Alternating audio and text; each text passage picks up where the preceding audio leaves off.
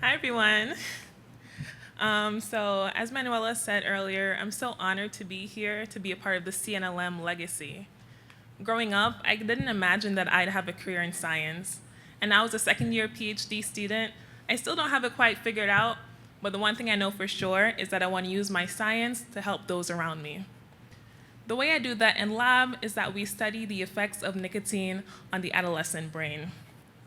In past years, cigarettes have been the drug of choice for nicotine users, but recently there's been a surge in instances of adolescent vaping.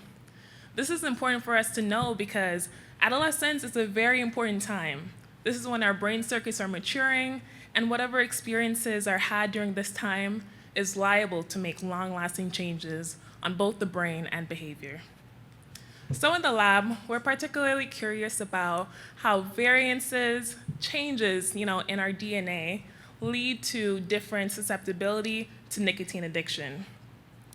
Particularly, I study this genetic variant that takes place in an understudied portion of the genome, and in clinical studies, this particular genotype leads to higher instances of nicotine dependence and nicotine addiction later on in life.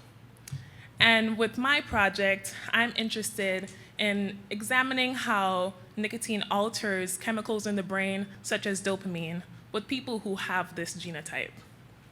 So all in all, what I really want my research to do is kind of be, compared to the likes of 23andMe, where we can get to a stage where we have genetic screenings so that those who are more predisposed towards developing nicotine addiction can find that out earlier in life.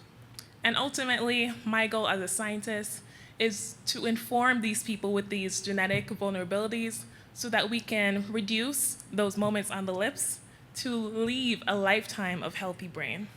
Thank you once again, and thank you to the CNLM for always providing opportunities to give back to the students.